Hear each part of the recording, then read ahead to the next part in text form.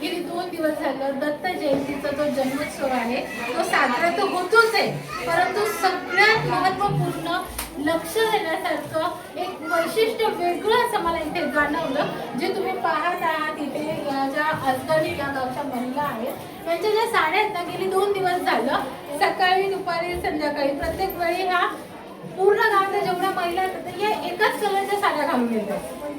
आधी नेमकं ते काय आहे याचं काहीतरी कारण असलं पाहिजे ना, ते कारण काय आहे हे आपण त्यांच्याकडूनच जाणून घेऊया. परंतु सर्वात प्रथम इथे काही महिला भगिनी आपल्या सोबत उपस्थित आहेत, तर त्यांची छोटीशी माहिती आपण त्यांच्याकडूनच जाणून घेऊया. माझं नाव मनाली मैदान येते. मी असगणमध्ये विद्यापीठामध्ये राहते आणि मी बचत गटाची सगळ्या महिलांचा खूप माझा प्रतिसाद असतो आणि सगळ्या महिला खूप मला सहकार्य करतात. माझे नाव सौ नम्रता चंद्रकांत मुसवाळे.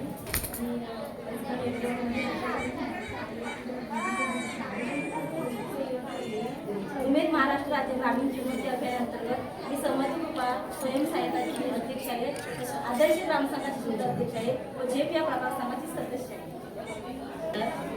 माझं नाव साक्षी प्रकाशबाई. मी असगणी बाईकवाडीमध्ये राहते. मी गृहिणी.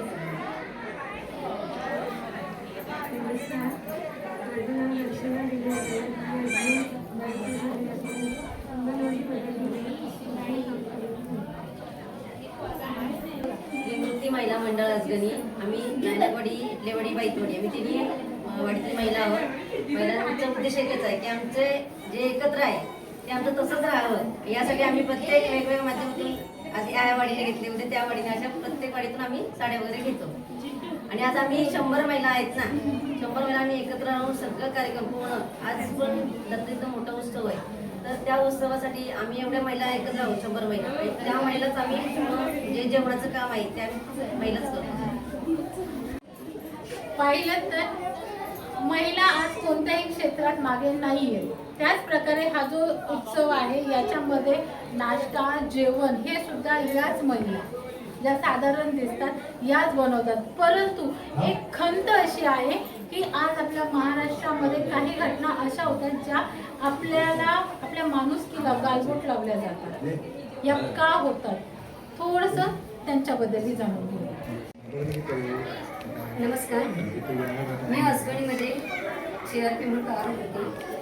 पण आमच्या गावातील महिला असो, शेजारच्या गावच्या महिला असो किंवा मुली असो, पण त्या सुरक्षित नाही आहेत. तर एक माझं मत असं, मी एक आई आहे, एक बहीण आहे, एक गृहिणी आहे.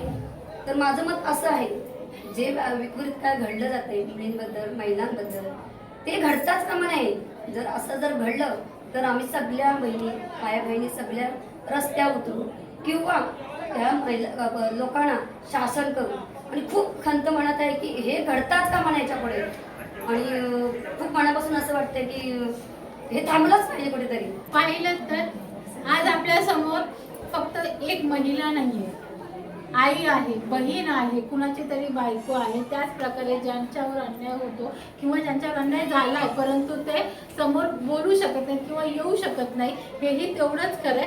तर एकच असं म्हणणं आहे की आपण शासन करतो हे मान्य आहे. खरं तर आज आपण छत्रपती शिवाजी महाराजांच्या स्वतंत्र महाराष्ट्रात राहतोय.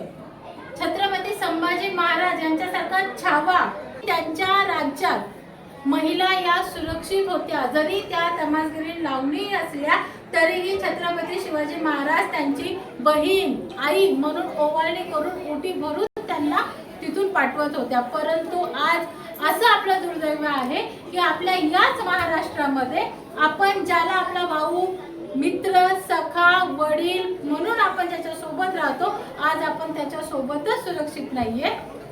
हा या सणांमध्ये जो थोडासा आहे खंत ती आपण इथे पाहिली आहे. परंतु हे कुठेतरी नक्कीच थांबलं पाहिजे. आणि मी रजा घेते इथूनच, कारण हा जो उत्सव आहे हा अतिशय खेळीमेळीच्या वातावरणात पूर्ण पार पडलेला आहे. आणि हे तुम्ही आमच्या या धैर्य सिद्धी न्यूज मार्फत तुम्ही पाहताय. आणि या गावातील लोकांनी आम्हाला ही संधी दिली तुमच्यापर्यंत त्यांचा हा जो कार्यक्रम आहे DJ मुक्त, मी हे यासाठी सांगते कारण अक्षरशः आज जरी डीजेवरती बंधनं लावलेली आहे, एखाद्या कार्यकर्त्याचा वाढदिवस असला तरी आज आपण असे डीजे पाहतो जिथे हॉस्पिटल आहेत, लहान बाळ आहेत, आजारी म्हातारी माणसं असतात, परंतु त्यांचा कोणताही विचार इथे केला जात नाही. अशाच कार्यक्रमांमध्ये पुन्हा भेटूया. मी प्रतिमा शिंदे तुमची रजा घेते. धन्यवाद.